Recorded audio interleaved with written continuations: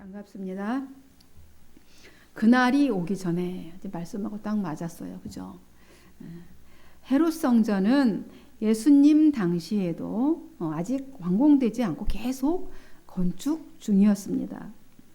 성전은 우리가 알다시피 하나님의 설계대로 지어져야 했죠. 하나님께서 설계도를 주셨습니다. 하나님께서는 모세에게 성막의 설계도를 말씀하여 주셨어요. 그리고 다윗이 성전을 내가 짓고 싶다고 했을 때도 설계도를 말씀해 주셨습니다. 그리고 다윗은 전쟁을 너무 많이 피를 많이 흘려서 성전을 지을 수 없다고 하나님이 말씀하시고 네 아들 때에 지어라 하셔서 다윗은 또 아들 솔로몬에게 하나님의 설계도를 전수해 주어서 성전을 짓도록 했습니다. 그리고 이제 유다가 멸망해서 바벨론의 포로가 되었죠. 바벨론에 의해 유다가 멸망하면서 예루살렘 성전이 어떻게 됐어요? 회파되었습니다.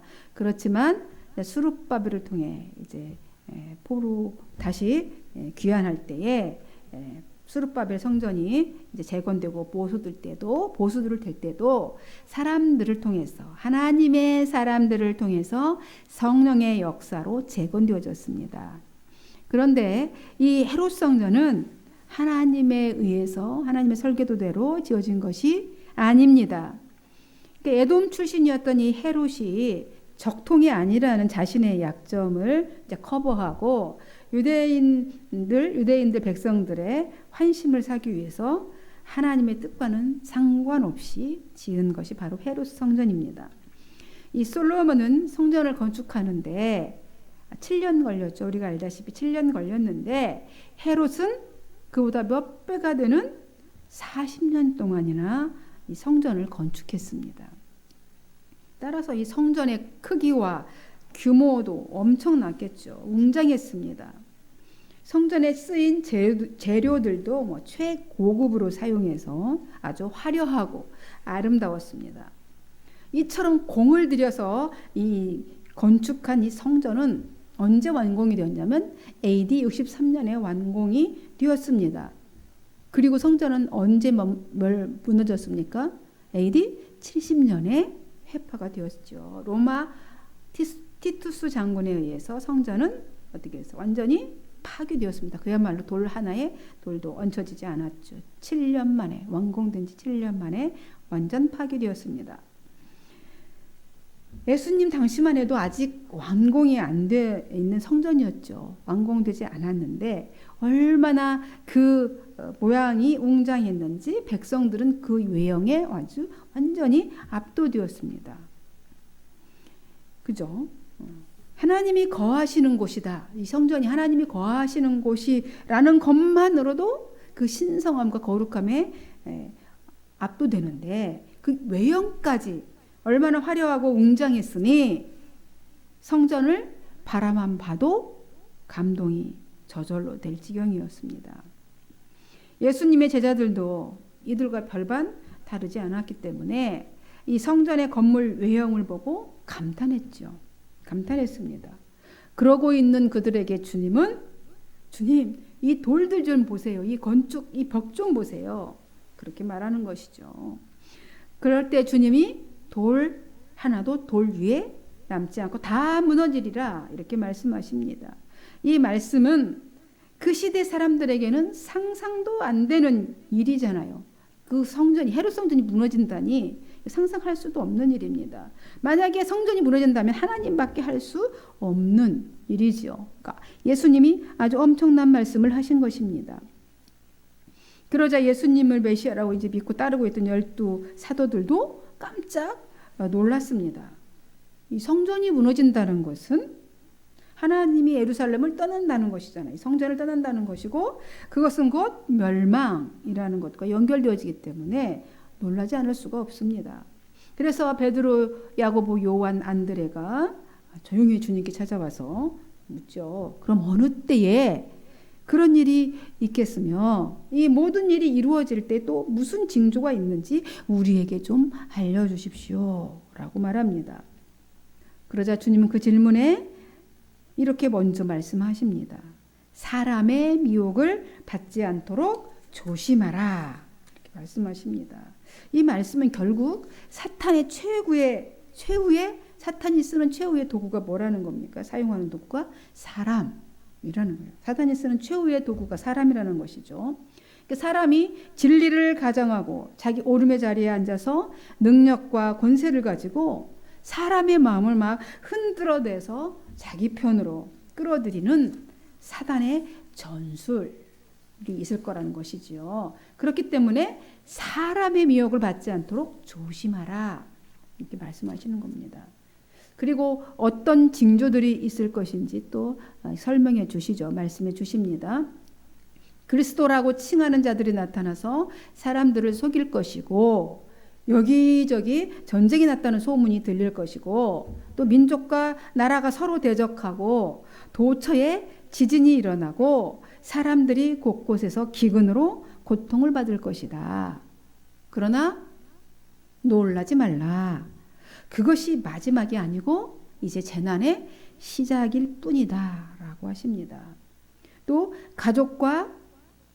가족이 배신과 핍박이 있을 것이고 특별히 가족에게 핍박을 받고 배신을 당할 것이고 사람들이 예수 믿는 사람들을 공유에 넘겨주고 매질을 할 것이고 예수 믿는다는 이유로 이 권력자 앞에 너희가 서게 될 것인데 그때에 무슨 말을 할지 그것도 염려하지 말라 하십니다. 왜냐하면 성령이 함께 하실 것이고 어떻게 말할 것인지를 너희에게 너 입에 넣어줄 거니까 그를 통해 그런 일들을 통해서 오히려 복음이 전파되게 할 것이다. 이렇게 말씀하십니다. 하지만 세상의 끝날이 오기 전에 먼저 되어야 될 일이 있다. 그게 뭐냐면 복음이 모든 민족에게 전파되어야 된다라고 하십니다. 이처럼 그리스도인이라는 이유로 세상에서 미움을 받을 것입니다. 우리는 지금도 받고 있습니다. 하지만 끝까지 견디는 사람은 구원을 받을 뿐 아니라 엄청난 축복도 받을 것이라고 또 약속도 해주십니다.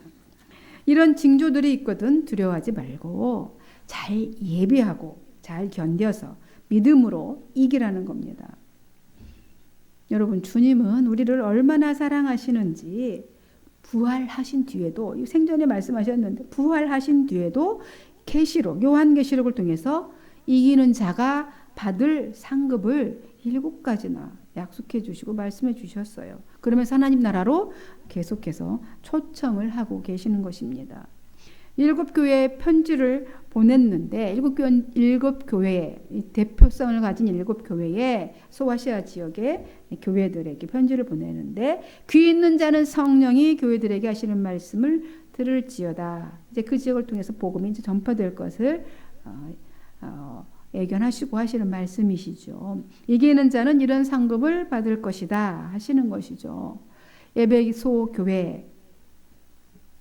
교회에게 이기는 자는 어떻게 한다고요? 하나님의 낙원에 있는 생명나무의 열매를 주어서 먹게 하리라. 계시록 2장 7절에 기록되어 있고요. 서머나 교회에게는 둘째 사망의 저주를 당하지 않도록 해주겠다. 2장 11절에. 또 버가모 교회는 감추어둔 만나와 흰 돌을 주겠다. 2장 17절에. 또 두아드라 교회에게는 들어라 그러시면서 만국을 다스리는 권세를 주겠다. 2장 26절에. 또 사대 교회는 흰옷을 입고 생명책에서 이름을 지우지 않고 흰옷을 입고 다니게 하겠다는 거예요. 생명책에서 이웃 거룩한 옷 지우지 않고 하나님과 모든 천사들 앞에서 그의 이름을 인정하겠다. 그럽니다. 그러니까 세상 인정 받으려고 굳이 애쓰지 말라. 빌라델비아 교회는 하나님의 성전의 기둥이 될 것이다. 기둥 같은 인물로 너희들을 사용할 것이다. 그리고 라오디게아 교회에게는 뭐라고 했냐면 예수님 보좌 곁에 앉게 해주겠다. 이렇게 놀라운 이기는 자에게 주시는 놀라운 축복의 약속입니다. 주님은 7교회에 대한 이렇게 특징들을 다 말씀하셨어요. 그리고 그들의 행위, 교회에서 일어나고 있는 행위들을 다 말씀하시고 그에 대해 칭찬도 하거나 또는 책망을 하시고는 이 끝까지 하나님의 말씀과 예수의 이름을 붙잡고 견디는 자에게는 상급이 있음을 이렇게 약속해 주시고 있습니다. 그러므로 우리는 이 다가오는 이 환난의 때를 우리가 피해갈 수는 없지만 그것을 염려하면서 불안해하며 살아가는 것이 아니라 하나님의 구원을 바라보며 주어진 환경을 묵묵히 견디며 말씀을 따라 살아가라는 것입니다. 주님은 반드시 다시 오실 것이므로 그날에 이긴 자에게는 이런 보상이 주어진다는 것이지요. 그리고 주님은 징조에 대한 말씀을 계속 이어서 하십니다. 오늘 본문의 말씀은요, 말세의 징조와 아울러서 장차 닥칠 환난, 우리에게 닥칠 환난에는 어떻게 대처해야 하는지에 대한 지혜의 말씀을 알려주시고 있습니다. 지혜를 알려주고 계십니다. 오늘 14절을 보니까 멸망에 가증한 것이 서지 못한 곳에 선 것을 보거든 그랬습니다. 멸망에 가증한 것이 서지 못할 곳에 선 것을 보거든 읽는 자는 깨달을진저 했어요.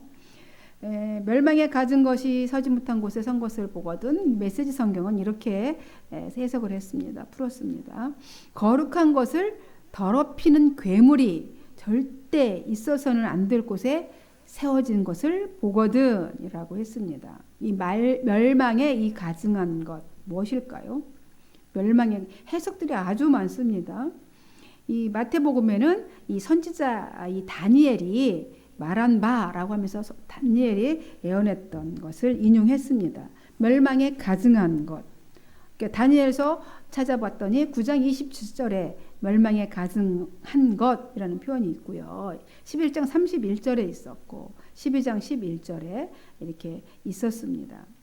이 멸망에 가증한 것이 서지 못할 곳에 선다는 것은 바로 뭐를 얘기하냐면 신성모독의 행위인 거죠. 거룩한 곳에 하나님의 전에 우상 덩어리가 그 해석을 이렇게 학자들은 다양하게 했는데 그 하나가 이제 70년도에 망하잖아요. 예루살렘 성전이 무너지잖아요. AD 70년에 성전이 무너질 때 로마군이 성전 입구에 황제의 초상을 세워놓는 것, 그것을 다니엘이 예언한 것이다 라고 해석하는 사람도 있고요. 또 어떻게 이런 일들이 있을 것을 700년 전에 다니엘이 환상을 통해서 지금 예언한 것이거든요. 그렇게 해석했고요. 또 한 가지는 악한 통치자, 그러니까 즉 적그리스도가 출현해서는 적그리스도라는 것은 예수를 대적하는 자들이죠. 출현해서는 제사의 예물을 금지할 것이라는 거죠. 예배를 드리지 못하게 한다. 또 하나님이 미워하시는 물건인 우상을 성전의 높은 곳에 세우고 본격적인 활동을 하기 시작할 것이다. 다니엘서 9장 27절에 이렇게 27절에 그렇게 말했는데요. 즉 이제 말세에는 많은 우상이 출현하고 거짓 선지자들도 나타나게 될 것이라는 것으로 그렇게 해석하는 해석도 있습니다.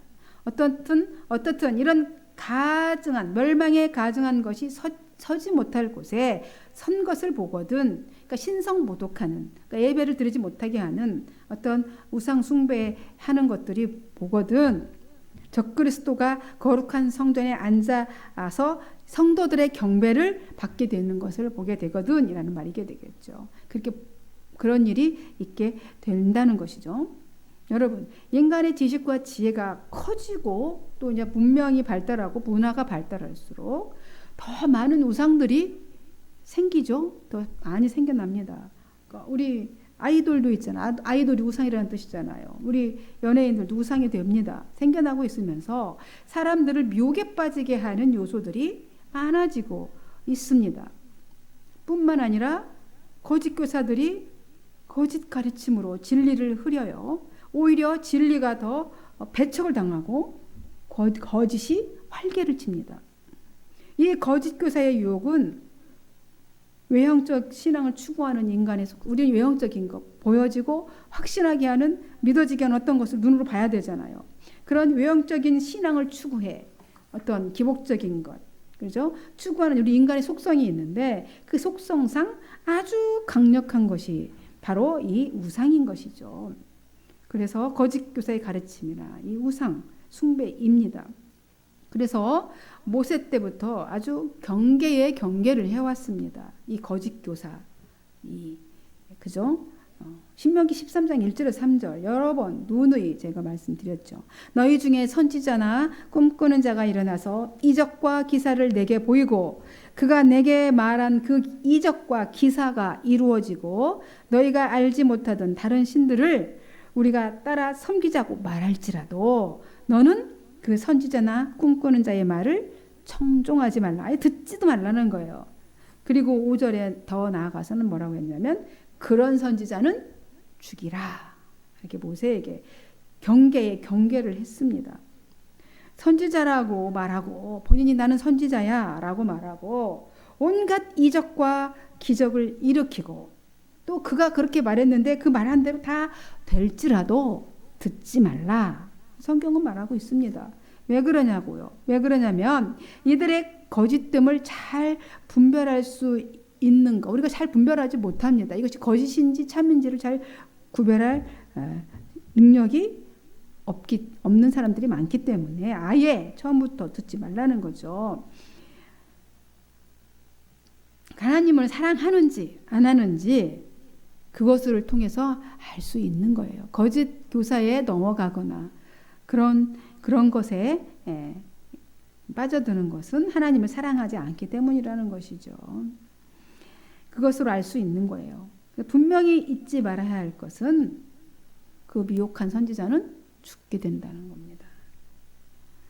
여러분 마지막 때에는 거짓된 우상이 진리로 이렇게 가장하여서 거룩한 곳에서 경배를 받으면서 우리 보기에는 사람들이 보기에 당분간 진리를 눌러서 그 빛을 드러내지 못하게 할 수도 있습니다. 이때에 왜곡된 진리의 미혹을 받아서 멸망의 길로 들어서면 안 된 것입니다. 그래서 미리 주님이 지금 경고하고 계시는 것이죠. 따라서 재림이 다가올수록 바른 진리의 무장함이 더욱 필요하게 된 것이지요. 더욱 필요한 것입니다. 그러므로 말씀을 읽는 자는 오늘 주님의 말씀이 무슨 말인지 깨달으라 이렇게 말씀하십니다. 그리고 주님은 이어서 환난을 피하는 지혜를 알려주시는데요. 먼저 어디로 가라? 산으로 도망하라 합니다. 산은 피난처죠. 피난처고 하나님의 임재가 있는 곳입니다. 소돔과 고모라가 멸망하기 전에 두 천사가 롯에게 어디로 가라고 합니까? 산으로 도망가라.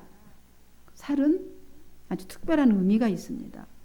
모세를 시내산에서 부르시고 시내산에서 율법 주시고 사명을 주셨습니다. 그리고 엘리야는 갈멜산 꼭대기에서 기도했습니다.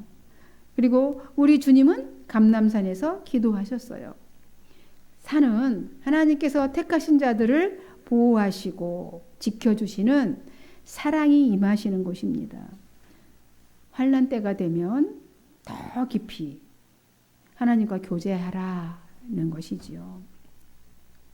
그리고 더 깊이 교제하고 그리고 지붕 위에 있는 자는 내려가지도 말고 집에 있는 무엇을 가지도 말라. 오늘 15절에 이렇게 말씀합니다. 환난 때에는 모든 물질이 필요 없어요. 그죠? 없다는 겁니다. 말세가 되면 환난 때에는 모든 물질이 필요가 없습니다. 물질에 대한 집념 버리고 물질을 위해서 시간, 건강 허비하지 말라는 것입니다. 물질은 그를 쫓는 자와 함께 세상이 멸망할 때 함께 멸망당합니다. 물질을 얻고 생명을 잃는 어리석은 자가 되지 말라는 것이지요. 그리고 또 밭에 있는 사람은 겉옷을 가지러 뒤로 돌이키지 말라 이렇게 16절에 말씀하고 있습니다. 머뭇거리지도 말라는 거예요. 머뭇거리고 뒤돌아보지도 말고 속히 어디로 가라는 거예요? 산으로 도망가라는 거죠. 주저하지 말고 얼른 안전한 곳으로 피하라는 것입니다. 안전한 곳이 어디라고요? 바로 그리스도 아니죠. 산으로 가라는 건 하나님 안으로 그리스도 품 안으로 피하라는 겁니다. 그래야 구원이 온전하게 이루어지기 때문에 그렇습니다. 그렇지 못한 사람은 다 죽게 되지요. 그리고 또 주님은 멸망에 가증한 것이 서는 그날은 하나님의 창조 이후에 가장 큰 환난이 될 것이다. 환난 날이 될 것이다. 창세 이후로 가장 큰 환난이 있을 거랍니다. 멸망에 가증한 것이 서는 그날에. 그때에 아이벤 자들과 젖먹이는 자들, 그러니까 임신한 자들, 또 아이를 케어하는 엄마 얘기죠. 너무 큰 환난이 될 것이다 라고 경고하고 있습니다. 그날의 피해자들이 있는데 바로 아이벤 자와 젖먹이는 자들이라는 거죠. 여러분, 전쟁이나 천재지변 등이 이렇게 불의의 사태가 발생하면 가장 비참한 사람들이 있는데 바로 여성과 아이들이죠. 가장 많이 이번 하마스 이스라엘 전쟁에도 이스라엘 하마스 전쟁에도 여성과 아이들이 가장 큰 피해를 입었습니다. 왜냐하면 위험한 상황에 대한 적응력이 또 어떤 판단력이 좀 부족합니다. 여성이나 아이들이. 그리고 그런 상황이 발생하면 어떻게 됩니까? 사회 질서가 다 무너지잖아요. 윤리나 도덕도 다 무너지게 됩니다. 그렇게 되면은 신체적으로 약자인 여성은 성적 수치를 당하는 것에 노출되기 쉬울 수밖에 없습니다. 특히 임신 중이거나 이렇게 자녀를 케어해야 되는 여성은 그 피해가와 슬픔이 아주 극심하게 된다는 것이죠.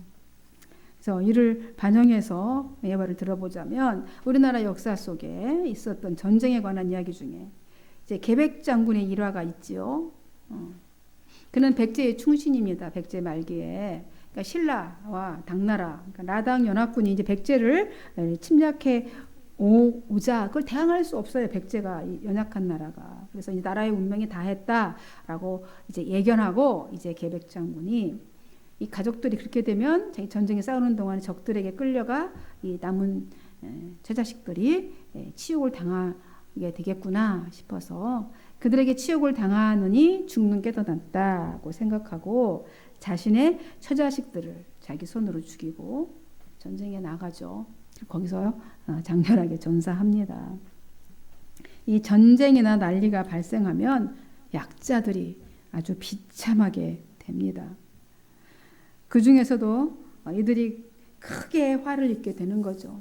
임신한 자들, 아이를 젖먹이는, 아이를 케어하는 여성, 크게 화를 입게 될 것입니다. 그래서 이 일이 겨울에 일어나지 않도록 더 기도하라 이렇게 말씀합니다. 겨울에는 일어나면 더 힘들겠죠. 더 극심한 고통이 있게 되니까 어차피 환난은 피할 수는 없지만 기도하라. 겨울에 일어나지 않도록. 이런 큰 재난의 날은 창조 이래로 지금까지 없었고 이후에도 없을 것이다. 마지막 때 엄청난 환난이 오게 되는 것이죠. 하지만 주님은 환난만 말씀하지 않으시고 하나님의 인자와 사랑도 말씀하십니다. 이 환난 때는 이렇게 무서운 일이 있게 되는데요. 하나님께서 택하신 자들을 위해서 그 환난의 날을 줄여주신다는 것입니다. 만약에 그 날을 줄여주지 않으시면 살아남을 사람이 하나도 없기 때문에 그렇습니다. 7년 환난을 겪게 되면 한 사람도 남을 수가 없어요. 그래서 한때, 두때, 반때로 줄여주신다는 거예요. 한때, 반, 두때, 반때면 3년 반, 2분의 1로 줄여주신다는 거죠. 그러니까 환난 때에 너희는 어떤 사람이 만일 그리스도가 여기 있다 혹은 저기 있다 하더라도 그 말 절대 믿지 말라는 것입니다. 그리고 거짓 예언자나 거짓 그리스도가 나타나서 하나님의 자녀들을 속이려고 그들이 할 수 있는 모든 기적과 놀라운 일들을 다 행할 것이다. 그러나 그들도 믿지 말라는 거죠. 요한계시록 13장 12절 13절에 이렇게 기록하고 있습니다. 그가 먼저 나온 짐승의 모든 권세를 그 앞에서 행하고, 그죠? 땅과 거짓 선지자를 얘기하는 거예요. 땅과 땅에 사는 자들을 처음 짐승에게 경배하게 하니 곧 죽게 되었던 상처가 나은 자니라. 큰 이적을 행하되 심지어 사람들 앞에서 불이 하늘에서 내 땅에 내려오게 하고 이 놀라운 이적들을 베풀어요. 이 거짓 선지자들이. 그리고 계속 이어서 보면 이런 이적을 행함으로 땅에 거하는 자들을 미혹하여 우상을 만들게 하고 그 우상에게 경배하지 아니하는 자는 몇이든지 다 죽게 한다. 그러면서 666이 나오는 거죠. 매매의 표를 받게 하고 그러므로 주님은 정신 바싹 차려라. 정신 바싹 차리라고 오늘 경고하는 것이니 부디 조심하라. 좀 깨달으라. 지금 주님이 말씀하고 계십니다. 정신 바싹 차리고 말씀 잘 들으시고 그리고 이제 주님은 환난과 재림을 연관지어서 설명하십니다.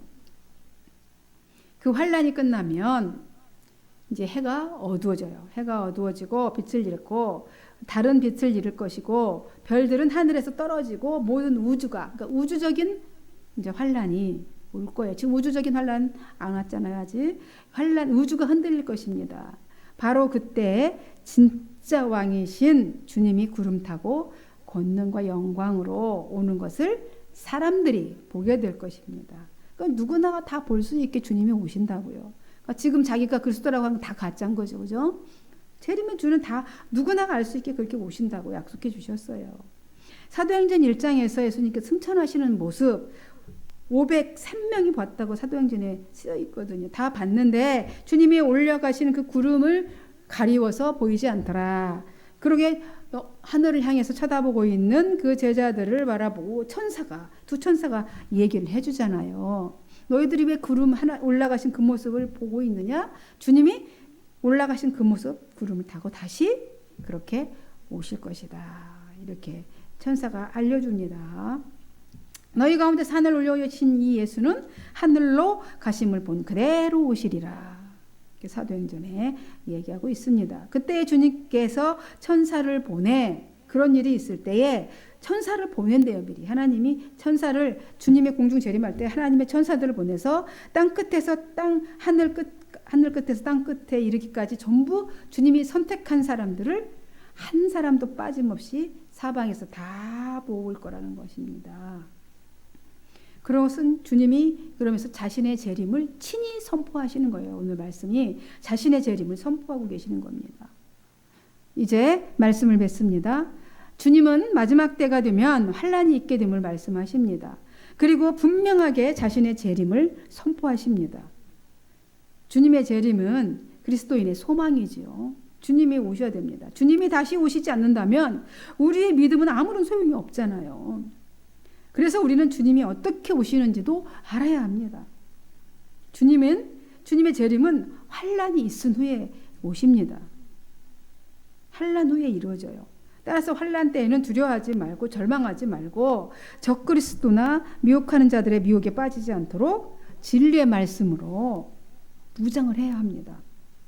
재림 전에 환난이 있는 것은 왜 환난을 주십니까? 재림하기 전에. 극심한 환난을 주는 것은 그거를 보고 속히 돌아오라는 거죠. 그걸 깨달으라는 거예요. 속히 돌아오라. 이게 사랑의 사인인 거예요. 이 환난이. 아멘. 환난을 주는 거는 사인이에요. 사랑의 사인. 속히 돌아와라. 깨달으라는 거잖아요. 말씀을 읽는 자가 깨달으라. 주님이 재림하실 때 우주적인 대혼란이 있습니다. 인간들이 막 숭배하잖아요. 해를 숭배하고 달을 숭배하고 막 별들을 별점도 치고 막 그죠? 별을 막 신성시하며 그렇게 근데 그거는 다 하나님의 창조물들이잖아요. 다 피조물이에요. 그것들이 아무리 대단해 보고 인간의 보기에 대단해 보여도 다 피조물에 불과합니다. 그것들이 다 어떻게 된다? 빛을 잃게 된다. 떨어지고 빛을 잃게 된다는 겁니다. 그리고 주님의 재림은 모든 사람이 목격하게 됩니다. 모든 사람이 목격하게 돼요. 보는 데서 옵니다.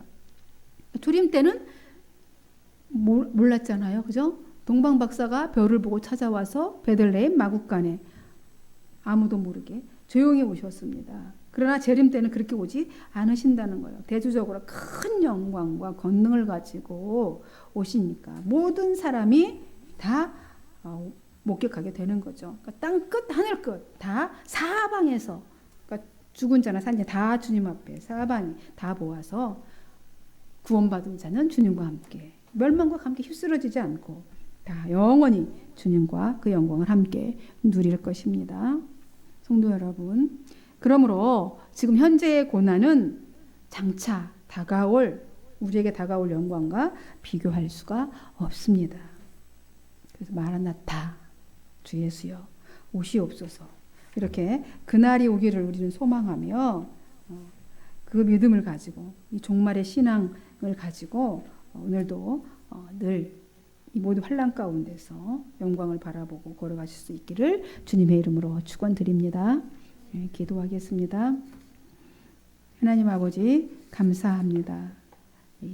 그날이, 환난 날이 오기 전에 너희는 깨달으라고 오늘 주님이 말씀해 주셨습니다.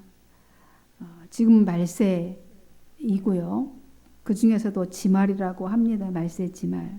이제 주님의 때가 임박해 있음을 여러 징조들을 통해서 저희에게 보이고 있습니다. 이 때는 바로 구원에 받을 만한 때입니다. 속히 주님께로 돌아오라고 오늘도 사랑의 메시지를, 사랑의 사인을 계속해서 보내시고 있음을 오늘도 깨달았습니다. 속히 주께로 돌아오는 놀라운 역사가 이 시간에도 일어나기를 간절히 소망합니다. 마라나타, 주 예수여 오시옵소서. 오늘 이 신앙으로 넉넉히 우리 믿음의 사람들이 이겨나갈 수 있기를 간절히 소망하며 축복하고 기도하옵나이다. 아멘.